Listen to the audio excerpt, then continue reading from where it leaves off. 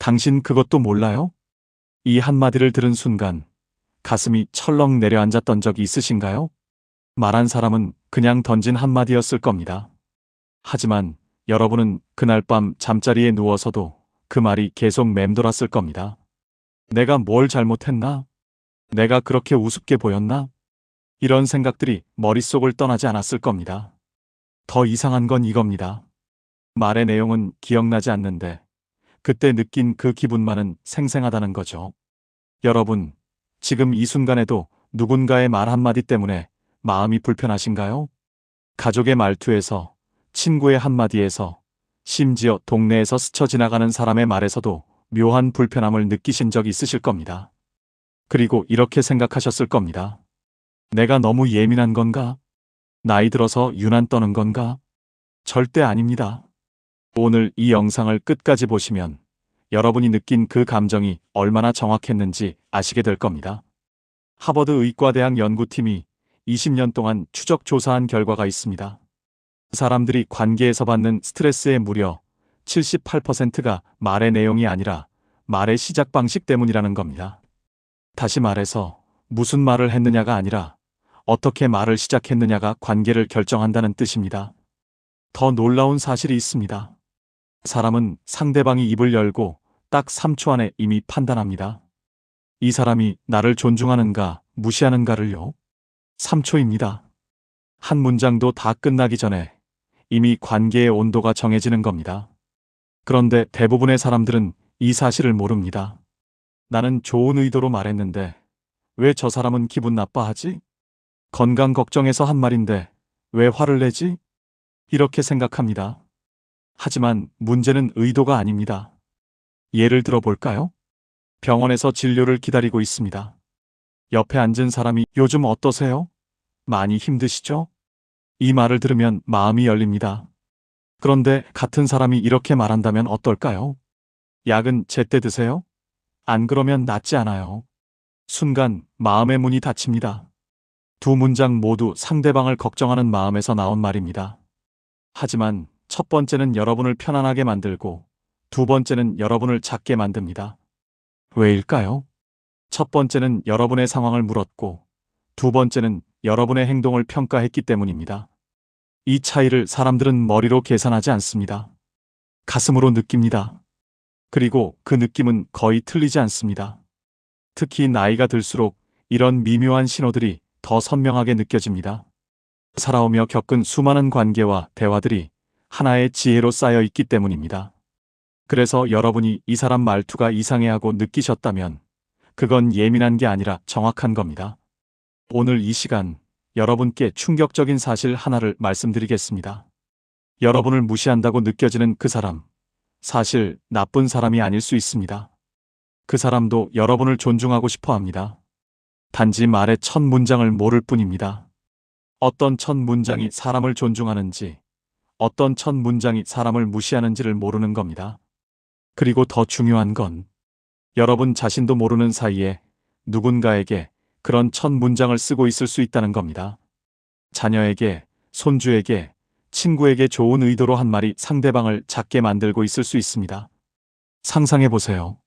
만약 여러분이 말의 첫 문장만 바꿔도 관계가 완전히 달라진다면? 멀어졌던 자녀가 다시 가까워지고 어색했던 친구 관계가 편해지고 새로 만나는 사람들이 여러분을 존중하게 된다면? 그게 가능합니다. 그리고 그 방법은 생각보다 단순합니다. 단 하나의 문장, 말을 시작하는 그 첫 문장만 바꾸면 됩니다. 오늘 이 영상이 여러분께 공감이 되신다면 구독과 좋아요로 함께 해주세요. 여러분의 작은 관심 하나가 이런 영상을 계속 만들 수 있는 힘이 됩니다. 존중받는 사람들이 쓰는 황금 첫 문장 5가지, 그리고 절대로 써서는 안 되는 독이 되는 첫 문장 3가지. 여기에는 하버드, MIT, 스탠퍼드 등 세계 최고 대학의 심리학 연구 결과가 담겨 있습니다. 그리고 무엇보다 여러분의 일상에서 바로 써먹을 수 있는 현실적인 문장들이 담겨 있습니다. 자, 그럼 지금부터 상대를 존중하는 황금 첫 문장 5가지를 소개해드리겠습니다. 첫 번째, 마음의 문을 여는 단 한마디 문장. 요즘 마음이 좀 힘들어서요. 이 말을 꺼낼 때 사람들은 이미 오랫동안 혼자 버텨왔습니다. 누군가에게 털어놓기까지 며칠, 어쩌면 몇 주를 망설였을 겁니다. 그래서 이 한마디를 꺼내는 순간 그 사람의 마음은 이미 한계에 와 있습니다. 그런데 이때 돌아오는 반응이 그 사람의 마음의 문을 열기도 하고 영원히 닫아버리기도 합니다. 동네 카페에서 한 분이 친구에게 용기를 내어 말했습니다. 요즘 마음이 좀 힘들어서요. 3초의 침묵이 흘렀습니다. 그 3초가 얼마나 길게 느껴졌을까요? 그러자 친구가 바로 이렇게 답했습니다. 그럴 수 있어요. 힘드시죠? 그 순간 표정이 풀렸습니다. 눈가에 눈물이 맺혔습니다. 맞아요. 정말 힘들었어요. 이야기 들어주셔서 고마워요. 두 분은 한참을 대화를 나눴습니다. 그런데 만약 첫 대답이 이랬다면 어땠을까요? 왜요? 무슨 일 있어요? 그렇게까지 힘들 일이 뭐가 있어요? 아마 그분은 아니에요. 괜찮아요 하고 웃으며 화제를 돌렸을 겁니다. 그리고 다시는 그 친구에게 속마음을 꺼내지 않았을 겁니다. 두 문장, 겨우 몇 글자 차이입니다. 하지만 한 문장은 마음의 문을 열었고 다른 문장은 영원히 닫아버렸습니다. 왜 이런 일이 벌어질까요? 스탠퍼드 대학교 심리학과 제임스 크로스 교수 연구팀이 이 현상을 연구했습니다. 2017년 수백 명의 사람들에게 힘든 상황을 이야기하게 한 후 두 가지 반응을 비교했습니다. 한 그룹은 그럴 수 있어요. 힘드시겠어요 라고 감정을 먼저 인정받았습니다. 다른 그룹은 왜 그래요? 무슨 일이에요? 라고 원인 파악부터 시작했습니다. 결과는 충격적이었습니다. 감정을 먼저 인정받은 그룹에서 대화를 계속 이어간 비율이 91%였습니다. 반면 원인 파악부터 시작한 그룹은 53%에 그쳤습니다. 10명 중 9명이 마음을 열었고 10명 중 5명만 마음을 열었다는 뜻입니다. 더 놀라운 건 그 다음이었습니다. 연구팀은 대화 전후로 참가자들의 혈액을 채취해 스트레스 호르몬 수치를 측정했습니다. 감정을 먼저 인정받은 사람들의 코르티솔 스트레스 호르몬 수치가 평균 34% 감소했습니다. 그런데 원인 파악부터 시작한 사람들은 거의 변화가 없었습니다. 같은 대화를 나눴는데도 말입니다. 다시 말해, 힘드시겠어요. 한마디가 그 사람의 몸 안에서 실제로 스트레스를 줄여준 겁니다. 이건 단순한 위로가 아닙니다. 생리적 치유입니다. 왜 이런 일이 벌어질까요? 사람들은 왜? 라는 질문을 들으면 본능적으로 방어합니다. 왜 그래요? 내가 뭘 잘못했나? 무슨 일이에요? 설명해야 하나? 이해 못 받을 것 같은데. 그렇게까지 힘들 일이 있어요? 내 감정은 과장된 거구나. 내가 유난이구나. 원인을 묻는 순간 대화는 신문이 됩니다. 그리고 감정을 꺼낸 사람은 피고가 됩니다. 반대로 감정을 먼저 인정하면 어떻게 될까요? 힘드시겠어요. 이 사람은 내 편이구나. 그럴 수 있어요. 내 감정이 이상한 게 아니구나. 많이 속상하셨겠어요. 이해받고 있구나. 이 차이를 만드는 건 딱 한 가지입니다. 첫 문장입니다. 힘드시겠어요. 그럴 수 있어요. 많이 속상하셨겠어요. 이 문장들은 단순히 공감하는 게 아닙니다. 상대방의 감정에 정당성을 부여하는 겁니다. 당신이 힘든 건 당연합니다라는 허가를 주는 겁니다. 그리고 그 허가를 받는 순간 사람들은 비로소 숨을 쉽니다. 많은 분들이 평생 이런 말을 들으며 살아왔습니다. 극간일로 왜 그래요? 참으면 되잖아요. 다들 그렇게 살아요. 감정을 표현하면 약한 사람 취급을 받았습니다. 그래서 평생 감정을 속으로 삼키며 살아왔습니다. 가슴에 쌓이고 쌓인 말들, 누구에게도 꺼내지 못한 아픔들, 그것들이 어느 날 터져나올 때 왜? 라는 질문은 다시 그것을 속으로 밀어넣습니다. 하지만 힘드시겠어요? 라는 한마디는 그것을 밖으로 꺼낼 수 있게 해줍니다. 세월이 흐를수록 감정은 더 자주 흔들립니다. 작은 일에도 눈물이 나고 사소한 말에도 마음이 상합니다. 그럴 때 누군가 힘드시겠어요? 하고 먼저 인정해주면 얼마나 위로가 되는지 모릅니다. 쇼펜하우어는 이렇게 말했습니다.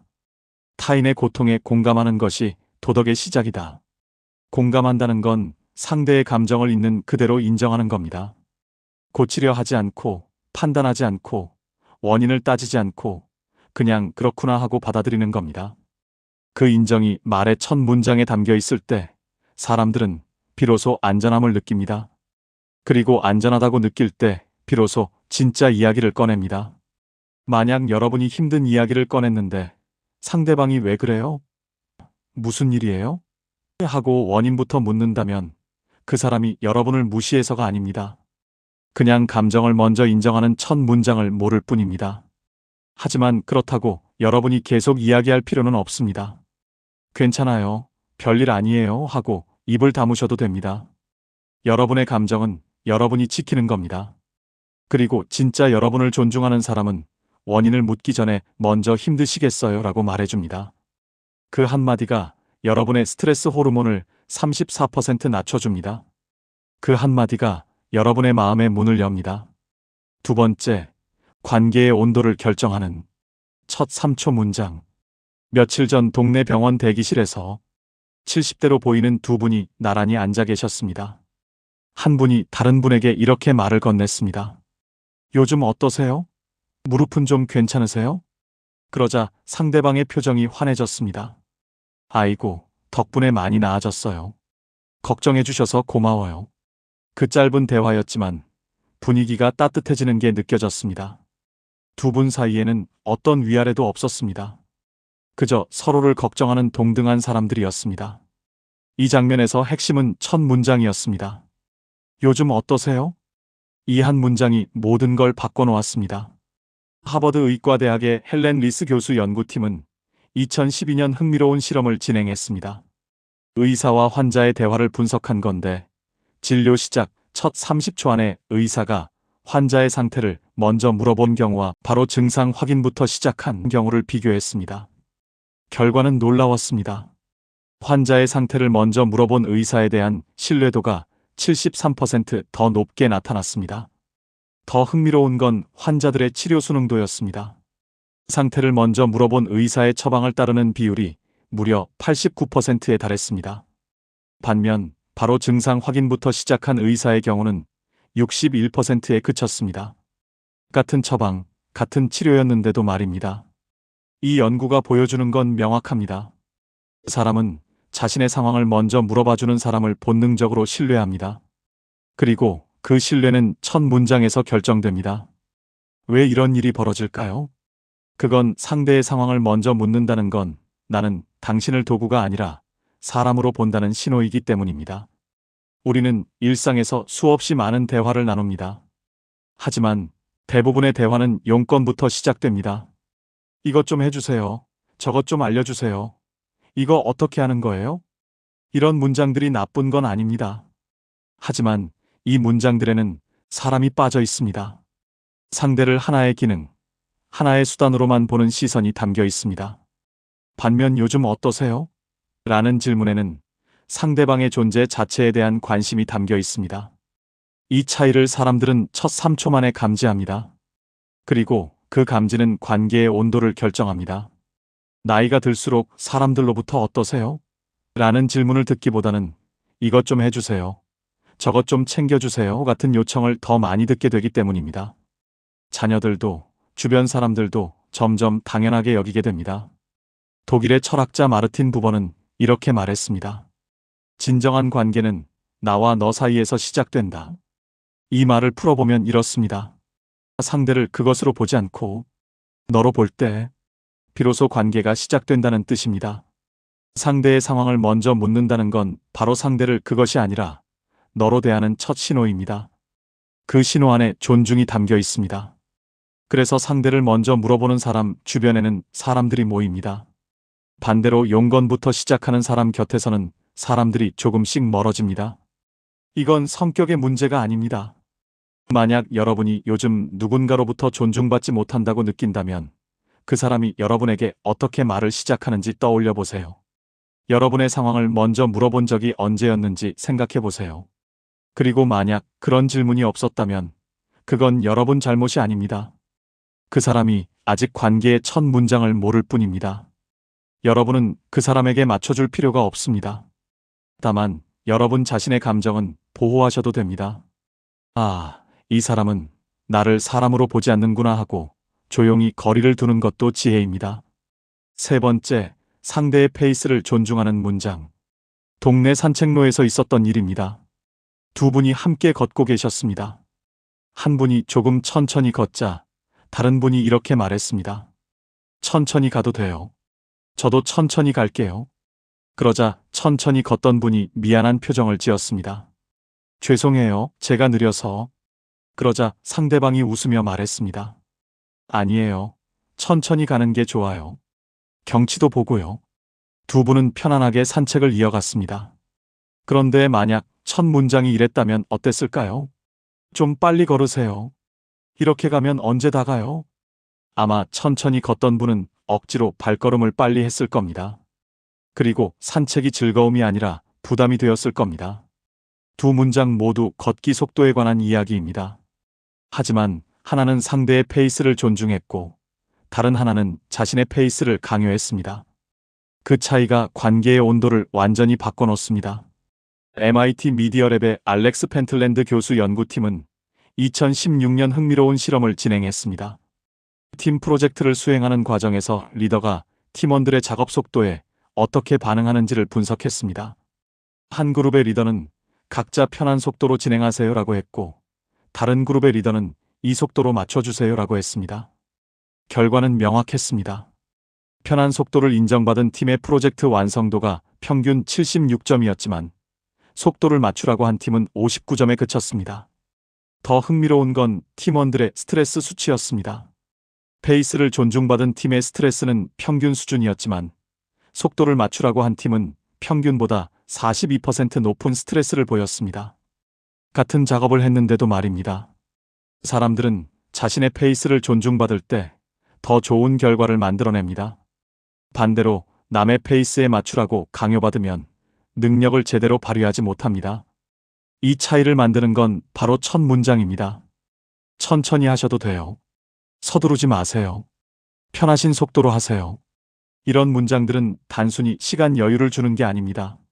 상대방의 리듬, 상대방의 속도, 상대방의 방식을 인정하는 신호입니다. 그리고 그 인정이 바로 존중입니다. 세월이 흐를수록 이 첫 문장은 더욱 소중하게 느껴집니다. 시간이 지나면서 모든 게 조금씩 느려지게 됩니다. 걷는 속도도 말하는 속도도 일하는 속도도 예전만 못하다는 걸 누구보다 본인이 잘 압니다. 그런데 주변에서 빨리 하세요. 서두르세요 하고 재촉하면 마음이 더 급해집니다. 그리고 급해질수록 실수가 늘고 실수가 늘수록 자책하게 됩니다. 나는 이제 쓸모없는 사람이구나 하는 생각까지 들게 됩니다.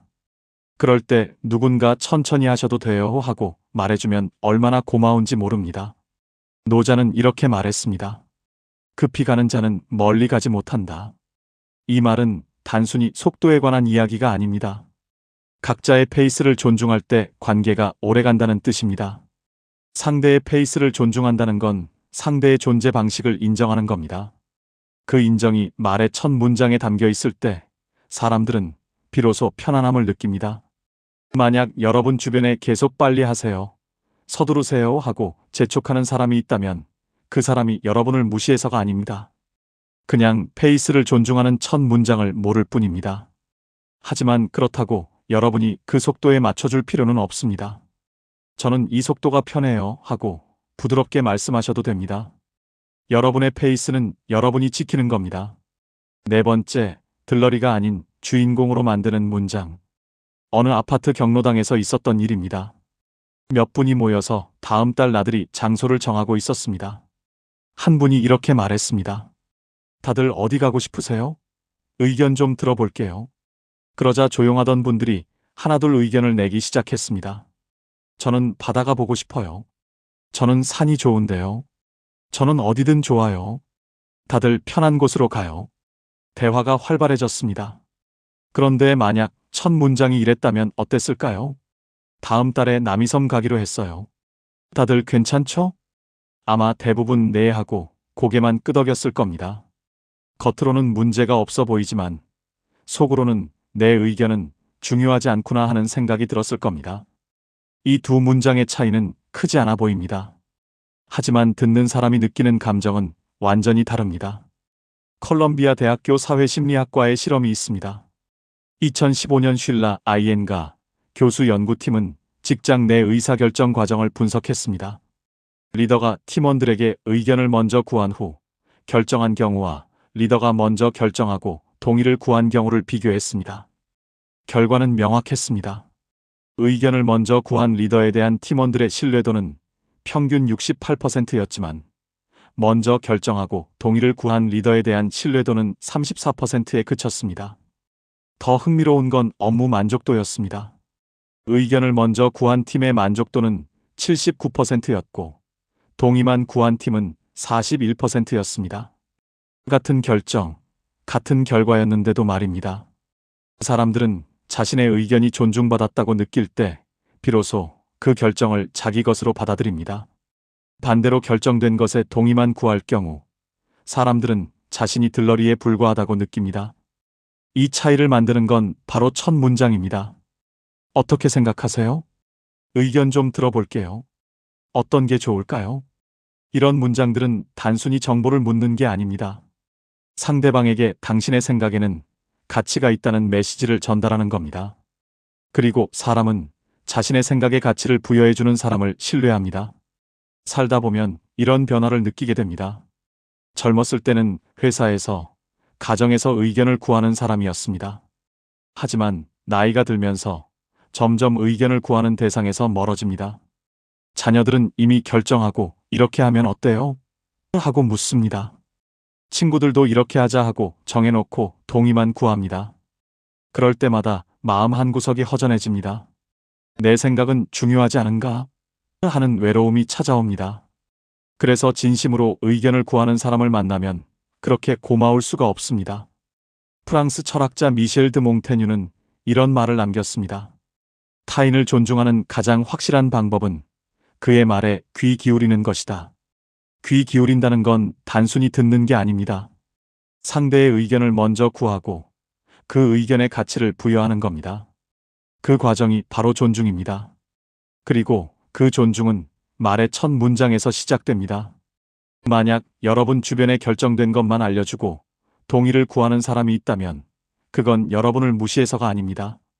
여러분은 그런 상황에서 억지로 맞춰줄 필요가 없습니다. 제 의견도 들어주시면 좋겠어요. 하고 부드럽게 말씀하셔도 됩니다. 그리고 만약 그 말에도 변화가 없다면 조용히 거리를 두는 것도 여러분의 권리입니다. 5번째, 상대의 의견을 구하는 문장. 동네 복지관에서 있었던 일입니다. 한 프로그램 담당자가 어르신들께 이렇게 말했습니다. 다음 주 수요일 오전 10시에 건강 강좌가 있습니다. 참석하실 분 손 들어주세요. 몇 분만 손을 들었습니다. 나머지 분들은 어색하게 고개만 숙이셨습니다. 그런데 다른 날 같은 프로그램을 다르게 안내한 담당자가 있었습니다. 다음 주 수요일 오전 10시에 건강 강좌가 있어요. 참석하고 싶으신 분은 편하게 오시면 됩니다. 시간이 안 되시면 다음 기회에 또 만나요. 이번에는 훨씬 많은 분들이 갈게요 하고 대답했습니다. 심지어 다음엔 꼭 가볼게요 하는 분들도 계셨습니다. 두 안내의 내용은 거의 같았습니다. 하지만 첫 문장에 중요한 게 하나 있습니다. 첫 번째는 참석을 전제로 손을 들라고 했고 두 번째는 선택권을 먼저 인정했습니다. 그 차이가 사람들의 반응을 완전히 바꿔놓았습니다. 예일 대학교 심리학과 폴 블룸 교수 연구팀은 2018년 자율성과 참여도에 관한 실험을 진행했습니다. 동일한 활동을 제안하되 한 그룹에게는 이걸 해주세요라고 요청했고 다른 그룹에게는 이걸 하시겠어요? 선택은 자유예요 라고 제안했습니다. 결과는 놀라웠습니다. 선택권을 인정받은 그룹의 참여율이 82%였지만 요청만 받은 그룹의 참여율은 59%에 그쳤습니다. 더 흥미로운 건 참여 후 만족도였습니다. 선택권을 인정받은 그룹의 만족도는 평균 8.3점 10점 만점이었고 요청만 받은 그룹은 5.7점이었습니다. 같은 활동을 했는데도 말입니다. 사람들은 자신이 선택했다고 느낄 때 그 활동에 더 큰 의미를 부여합니다. 반대로 요청이나 지시로 느껴지면 억지로 하는 것처럼 느껴집니다. 이 차이를 만드는 건 바로 첫 문장입니다. 하시겠어요? 하셔도 되고 안 하셔도 돼요. 편하신 대로 하세요. 이런 문장들은 단순히 선택지를 주는 게 아닙니다. 상대방을 하나의 독립된 인격체로 인정하는 신호입니다. 그리고 인격체로 인정받는다는 느낌은 존중의 가장 기본입니다. 나이가 들수록 주변에서 이렇게 하세요, 저렇게 하세요 하는 말을 더 많이 듣게 되기 때문입니다. 자녀들은 건강을 걱정한다며 이건 드시면 안 돼요, 저건 하시면 안 돼요 하고 말합니다. 물론 좋은 의도입니다. 하지만 듣는 입장에서는 자신의 선택권이 점점 줄어드는 것처럼 느껴집니다. 그럴수록 편하신 대로 하세요라는 한 문장이 얼마나 고마운지 모릅니다. 임마누엘 칸트는 이렇게 말했습니다. 인간은 수단이 아니라 목적 그 자체로 대우받아야 한다. 이 말을 풀어보면 이렇습니다. 사람을 어떤 결과를 얻기 위한 도구로 보지 말고 그 사람 자체를 존중해야 한다는 뜻입니다. 선택권을 인정한다는 건 바로 상대를 목적 그 자체로 대하는 첫걸음입니다. 그 첫걸음이 말의 첫 문장에 담겨 있습니다. 만약 여러분 주변에 이렇게 하세요, 저렇게 해야 해요 하고 계속 지시하는 사람이 있다면 그건 여러분을 통제하려는 게 아닐 수도 있습니다. 그냥 선택권을 인정하는 문장을 모를 뿐입니다. 하지만 그렇다고 여러분이 그 지시를 다 따를 필요는 없습니다. 고마운데 제가 생각해 볼게요 하고 부드럽게 경계를 그으셔도 됩니다. 여러분의 선택권은 여러분이 지키는 겁니다. 자, 이제부터는 반대로 절대로 써서는 안 되는 첫 문장 3가지를 알려드리겠습니다. 첫 번째, 존재의 가치를 한순간에 무너뜨리는 문장. 요즘 그림 그리는 게 참 재미있어요. 이 말을 꺼내기까지 얼마나 용기가 필요했을까요? 나이 들어 새로운 취미를 시작한다는 건 쉬운 일이 아닙니다. 서툰 손놀림, 마음처럼 그려지지 않는 선들. 그래도 매일 조금씩 연습했습니다. 그림을 그리는 시간만큼은 행복했습니다. 그래서 용기 내어 친구에게 말했습니다. 요즘 그림 그리는 게 참 재미있어요. 그런데 돌아온 대답은 이거였습니다. 아, 그림?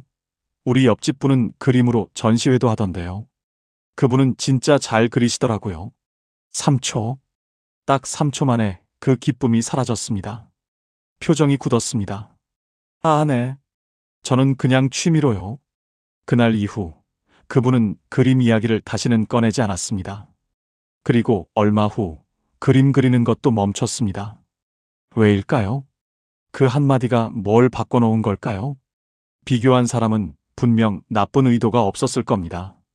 그냥 아는 사람이 떠올라서 한 말이었을 겁니다. 심지어 칭찬하려고 했을 수도 있습니다. 당신도 그렇게 잘할 수 있어요 라고 격려하려 했을지도 모릅니다. 하지만 듣는 사람이 받은 메시지는 완전히 달랐습니다. 당신이 하는 건 별것 아니야. 다른 사람은 훨씬 잘해. 당신은 부족해. 이게 전부 그 한마디에 담겨 있었습니다. 미시건 대학교 심리학과가 이 현상을 연구했습니다. 2013년 수잔 놀렌 마이너스 호크스마 교수 연구팀은 수백 명의 사람들을 대상으로 실험을 진행했습니다. 대화 중에 타인과 비교당한 사람들의 자존감을 실시간으로 측정했습니다. 결과는 충격적이었습니다. 비교당한 직후 자존감 수치가 평균 43% 하락했습니다. 거의 절반이 무너진 겁니다. 단 한마디의 말입니다. 더 놀라운 건 그 다음이었습니다. 대화 시작 1분 이내에 비교당한 경우를 따로 분석했습니다. 그 대화 전체에 대한 만족도가 10점 만점에 2.8점, 최악의 점수였습니다. 그리고 가장 충격적인 발견은 이거였습니다. 비교하는 말을 자주 듣는 사람들의 71%가 그 상대방을 경쟁 상대 또는 위협적인 사람으로 인식했습니다. 친구가 적이 된 겁니다. 같은 사람인데도 말입니다. 단 한마디의 비교 때문에 말입니다. 왜 이런 일이 벌어질까요? 왜 비교는 이렇게 파괴적일까요? 그건 비교가 단순히 실력을 평가하는 게 아니기 때문입니다. 비교는 존재 자체의 가치를 부정합니다. 그렇게 사시면 건강 안 좋아요라는 평가는 행동을 지적합니다. 운동을 했어야죠라는 충고는 선택을 비판합니다. 하지만 다른 사람은 더 잘하던데라는 비교는 다릅니다. 이건 당신이라는 존재 자체를 서열화합니다. 저 사람이 위고 당신은 아래. 이 구조가 그 한마디 안에 다 들어 있습니다. 그리고 사람들은 이걸 본능적으로 감지합니다. 비교당하는 순간 자신이 평가절하되는 것을 느낍니다. 그리고 그 순간 그 활동의 의미가 사라집니다. 처음에 그림을 시작한 이유가 뭐였을까요? 잘 그리려고? 전시회를 하려고? 아닙니다. 그냥 그림 그리는 시간이 좋아서였습니다. 색을 칠할 때 마음이 편안해져서였습니다. 완성된 그림을 볼 때 뿌듯해서였습니다. 그 자체로 의미가 있었습니다. 그런데 누군가 다른 사람은 더 잘하던데 하고 비교하는 순간 그 절대적 가치가 사라집니다. 상대적 서열만 남습니다. 나는 잘 못 그리는 사람, 나는 부족한 사람. 이 서열 안에 있는 순간 그림 그리는 시간은 더 이상 즐겁지 않습니다. 그래서 사람들은 멈춥니다. 비교당한 활동을 조용히 포기합니다. 세월이 흐르면서 이미 많은 것을 내려놓게 됩니다. 직장에서의 위치, 사회적 역할, 신체적 능력까지. 그래서 이제는 작은 것에서 기쁨을 찾습니다. 그림을 그리든, 노래를 하든, 산책을 하든, 요리를 하든 그 자체로 의미를 찾습니다. 비교하지 않고 평가받지 않고 그냥 즐기는 겁니다. 그런데 누군가 와서 다른 사람은 더 잘하던데 하고 비교하면 내가 하는 건 별것 아니구나 하는 생각이 듭니다. 그리고 조금씩 그 활동을 멈추게 됩니다. 이게 비교가 무서운 이유입니다. 평가는 고칠 수 있습니다. 다음엔 채소를 더 사면 되지. 충고는 무시할 수 있습니다. 내가 알아서 할게. 하지만 비교는 다릅니다.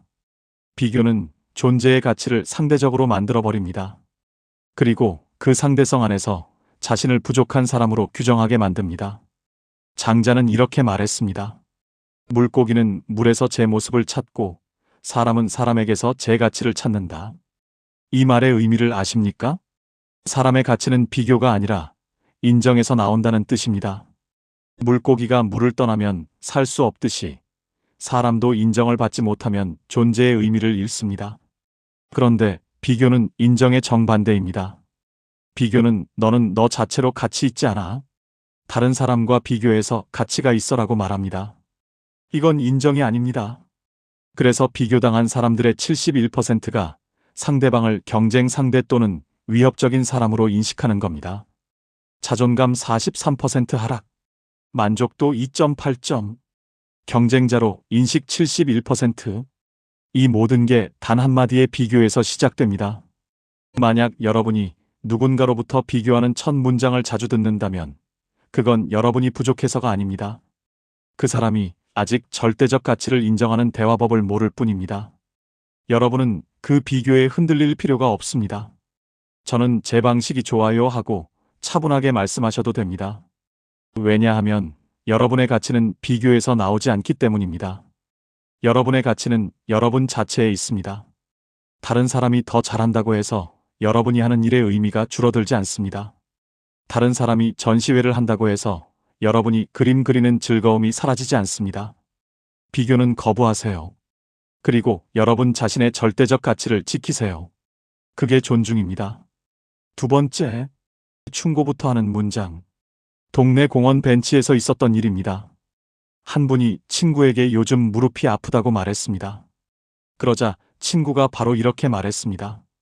그러니까 평소에 운동을 했어야죠. 지금이라도 스트레칭 하세요. 그분은 네 하고 대답했지만 표정이 어두웠습니다. 그 후로는 자신의 이야기를 꺼내지 않았습니다. 충고한 사람은 분명 좋은 의도였을 겁니다. 친구의 건강을 걱정해서 한 말이었을 겁니다. 하지만 듣는 사람은 내 잘못이야 라는 메시지로 받아들였습니다. 여기서 문제는 말의 의도가 아니라 말이 시작되는 방식이었습니다. 상대방이 고민을 이야기하자마자 해결책부터 제시했습니다. 그 해결책 안에는 이미 책임이 전가되어 있었습니다. 당신이 잘못해서 이렇게 됐다는 구조였습니다. 텍사스 대학교 오스틴 캠퍼스 심리학과의 연구가 있습니다. 2016년 제임스 페니베이커 교수 연구팀은 조언과 공감의 효과를 비교했습니다. 누군가 문제를 이야기했을 때 한 그룹에는 바로 조언을 제공했고 다른 그룹에는 먼저 공감한 후 조언을 제공했습니다. 결과는 명확했습니다. 바로 조언을 받은 그룹에서 조언을 실제로 따른 비율이 32%에 그쳤습니다. 반면 공감을 먼저 받은 후 조언을 받은 그룹은 78%가 조언을 따랐습니다. 더 흥미로운 건 심리적 반응이었습니다. 바로 조언을 받은 사람들의 84%가 비난받는 느낌을 받았다고 답했습니다. 같은 조언이었는데도 말입니다. 사람들은 충고를 먼저 들으면 그걸 비난으로 받아들입니다. 그리고 비난받는다고 느끼면 마음의 문을 닫습니다. 왜 이런 일이 벌어질까요? 충고부터 한다는 건 상대방의 상황과 감정을 건너뛴다는 신호이기 때문입니다. 당신의 느낌은 중요하지 않고 해결만 하면 된다는 메시지입니다. 이건 존중이 아닙니다. 존중은 상대방의 감정과 상황을 먼저 인정하는 겁니다. 그 다음에 필요하다면 조언을 하는 겁니다. 그런데 충고부터 시작하면 그 순서가 뒤바뀝니다. 해결책이 먼저고 사람은 나중입니다. 그 대화 안에는 존중이 없습니다. 오랜 세월 자신의 방식대로 문제를 해결해온 사람들에게 이런 충고적 첫 문장은 더욱 무례하게 느껴집니다. 평생 쌓아온 경험과 지혜가 있습니다. 그런데 누군가 와서 이렇게 하세요, 저렇게 하세요 하고 충고하면 기분이 나쁩니다. 내가 그것도 모를까 하는 생각이 듭니다. 더구나 그 충고가 당연한 것일수록 더 무례하게 들립니다. 운동하세요, 건강 챙기세요, 잘 드세요 같은 말들은 누구나 아는 겁니다. 그걸 마치 새로운 정보인 것처럼 전달하면 듣는 사람은 자신이 무시당한다고 느낍니다. 에픽테토스는 이렇게 말했습니다. 우리에게는 두 개의 귀와 하나의 입이 있다. 말하기보다 듣는 일이 두 배는 더 중요하기 때문이다. 이 말의 의미는 명확합니다. 충고하기 전에 먼저 들으라는 뜻입니다. 상대방의 이야기를 충분히 듣고 상황을 이해하고 감정을 공감한 후에야 비로소 조언할 자격이 생깁니다. 그런데 많은 사람들이 듣기도 전에 말부터 합니다. 그 말이 첫 문장에서 나오면 대화는 일방통행이 됩니다. 만약 여러분이 누군가로부터 충고하는 첫 문장을 자주 듣는다면 그건 여러분이 모자라서가 아닙니다. 그 사람이 아직 듣는 법을 배우지 못했을 뿐입니다. 여러분은 그 충고를 받아들일 의무가 없습니다. 고맙지만 괜찮아요 하고 정중하게 거절하셔도 됩니다. 여러분의 문제는 여러분이 해결하는 겁니다. 세 번째, 평가부터 하는 문장. 동네 마트에서 한 분이 장바구니를 들고 계산대로 가고 있었습니다. 옆에 있던 사람이 장바구니를 보더니 이렇게 말했습니다. 그렇게 사시면 건강 안 좋아요. 채소를 더 사셔야죠. 그분은 아무 말 없이 고개만 끄덕였습니다. 표정이 굳어 있었습니다. 계산을 마치고 나가는 뒷모습이 왠지 작아 보였습니다. 그 사람은 아마 좋은 의도였을 겁니다. 건강을 걱정해서 한 말이었을 겁니다. 하지만 듣는 사람은 평가받는 기분이 들었을 겁니다. 여기서 문제는 말의 내용이 아니라 말이 시작되는 방식이었습니다. 상대방이 무엇을 하는지 보자마자 평가부터 했습니다. 그 평가 안에는 이미 위아래가 정해져 있었습니다. 나는 옳고 당신은 틀렸다는 구조였습니다. 오하이오 주립대학교 커뮤니케이션학과의 연구가 있습니다. 2014년 브래드 부시먼 교수 연구팀은 일상 대화에서 평가적 언어의 영향을 분석했습니다. 대화 시작 30초 이내에 상대방의 행동이나 선택을 평가한 경우와 그렇지 않은 경우를 비교했습니다. 결과는 분명했습니다. 평가부터 시작한 대화에서 상대방이 방어적 태도를 보인 비율이 87%였습니다. 반면 평가 없이 시작한 대화에서는 18%만 방어적 태도를 보였습니다. 더 중요한 건 관계의 만족도였습니다. 평가부터 받은 사람들의 상대방에 대한 신뢰도가 평균 3.2점 10점 만점으로 떨어졌습니다. 같은 내용을 전달했는데도 말입니다. 사람들은 평가받는 순간 본능적으로 방어 자세를 취합니다. 그리고 그 방어는 관계의 벽이 됩니다. 왜 이런 일이 벌어질까요? 평가부터 한다는 건 상대방을 동등한 사람으로 보지 않는다는 신호이기 때문입니다. 평가는 위에서 아래로 향합니다. 선생님이 학생을, 부모가 자녀를, 상사가 부하를 평가합니다. 동등한 관계에서는 평가가 아니라 의견 교환이 일어납니다. 그런데 첫 문장부터 평가로 시작하면 이미 관계의 위치가 정해집니다. 나는 판단하는 사람이고 당신은 판단받는 사람이라는 구조가 만들어집니다. 그 구조 안에는 존중이 없습니다. 평생 자신의 방식대로 살아온 사람에게 이런 평가적 첫 문장은 특히 상처가 됩니다. 나름의 기준과 가치관을 가지고 살아왔습니다. 그런데 누군가 와서 그건 틀렸어요. 이게 맞아요 하고 평가하면 자존심이 상합니다. 더구나 그 평가가 자신보다 경험이 적은 사람에게서 나오면 더욱 받아들이기 힘듭니다. 내가 이만큼 살아왔는데 저렇게 말하나 하는 생각이 듭니다. 하지만 겉으로는 네 알겠어요 하고 고개만 끄덕입니다. 속으로는 거리를 둡니다. 아리스토텔레스는 이렇게 말했습니다. 판단은 지혜의 시작이 아니라 끝이다. 이 말을 풀어보면 이렇습니다. 먼저 상대를 이해하고 듣고 공감한 후에야 비로소 판단할 자격이 생긴다는 뜻입니다. 그런데 많은 사람들이 이 순서를 거꾸로 합니다. 이해하기도 전에 판단부터 합니다. 그 판단이 첫 문장에서 나오면 대화는 시작도 하기 전에 끝납니다. 만약 여러분이 누군가로부터 평가적인 첫 문장을 자주 듣는다면 그건 여러분 잘못이 아닙니다. 그 사람이 아직 동등한 관계의 대화법을 모를 뿐입니다. 여러분은 그 평가를 받아들일 필요가 없습니다. 제 방식이 있어요 하고 부드럽게 선을 그으셔도 됩니다. 여러분의 삶은 여러분이 평가하는 겁니다. 존중은 거창한 게 아닙니다. 말의 첫 문장에서 시작됩니다.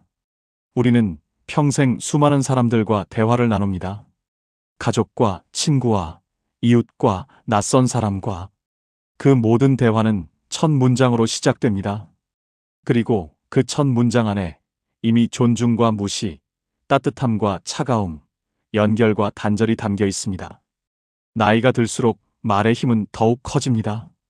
젊었을 때는 실수해도 다시 만회할 기회가 많았습니다. 하지만 나이가 들면 한 번 상한 관계를 회복하기가 쉽지 않습니다. 그래서 한마디 한마디가 더욱 소중해집니다. 관계를 오래 가져가는 사람들에게는 공통점이 있습니다. 상대의 상황을 먼저 묻고 의견을 존중하고 선택권을 인정하고 감정을 받아들이고 페이스를 맞춰주는 사람들입니다. 그리고 평가하지 않고 비교하지 않고 충고부터 하지 않는 사람들입니다. 이 사람들은 특별히 좋은 성격이거나 대단한 화술을 가진 게 아닙니다. 다만 말의 첫 문장을 조심할 줄 아는 사람들입니다. 여러분이 지금까지 느낀 그 불편한 감정들은 모두 정당합니다. 무시당했다고 느낀 순간들, 작아졌다고 느낀 순간들, 존중받지 못했다고 느낀 순간들. 그 모든 감정은 여러분의 존엄을 지키려는 마음의 신호였습니다. 그 신호를 무시하지 마세요. 여러분은 존중받을 자격이 있는 사람입니다. 나이가 들었다고, 힘이 약해졌다고, 역할이 줄어들었다고 해서 존중받을 가치가 줄어드는 게 아닙니다. 오히려 오랜 세월을 살아오며 쌓은 경험과 지혜로 인해 더욱 존중받아야 하는 사람들입니다. 그러니 여러분을 존중하지 않는 사람들로부터는 조용히 거리를 두셔도 됩니다. 그들을 바꾸려 애쓸 필요도 없습니다. 다만 여러분 자신의 감정은 보호하세요. 그리고 여러분을 진심으로 존중하는 사람들 곁에 머무세요. 말의 첫 문장으로 여러분을 따뜻하게 대하는 사람들 말입니다. 여러분의 상황을 먼저 물어보고 의견을 존중하고 감정을 인정해주는 사람들이 분명히 있습니다. 그런 사람들과의 관계에 더 많은 시간을 쓰세요. 그리고 여러분 자신도 조금씩 그런 사람이 되어가는 겁니다. 우리 모두 완벽할 수는 없습니다. 때로는 실수도 하고 무심코 상처 주는 말도 하게 됩니다. 하지만 조금씩 배워가면 됩니다. 말의 첫 문장이 얼마나 중요한지, 그 안에 얼마나 큰 힘이 담겨 있는지 조금씩 깨달아가면 됩니다. 그리고 그 깨달음을 실천으로 옮기면 됩니다. 오늘 누군가를 만나면 첫 문장을 조금 다르게 시작해 보세요. 요즘 어떠세요? 어떻게 생각하세요? 힘드시겠어요? 이 짧은 한 문장이 누군가의 하루를 따뜻하게 만들 수 있습니다. 그리고 그 따뜻함은 다시 여러분에게 돌아옵니다. 오늘 이 영상을 보며 여러분은 어떤 생각이 드셨나요? 여러분의 경험과 생각을 댓글로 나눠주세요. 여러분의 이야기가 누군가에게 큰 위로와 깨달음이 될 것입니다. 그리고 오늘 영상이 도움이 되셨다면 소중한 분들께도 공유해 주시고 구독과 좋아요로 마음을 나눠주세요. 여러분의 일상에 실제로 도움이 되는 이야기들을 계속 받아보실 수 있습니다. 끝까지 함께해 주신 모든 분들께 진심으로 감사드립니다. 삶에 작은 도움이 되는 이야기로 찾아오겠습니다.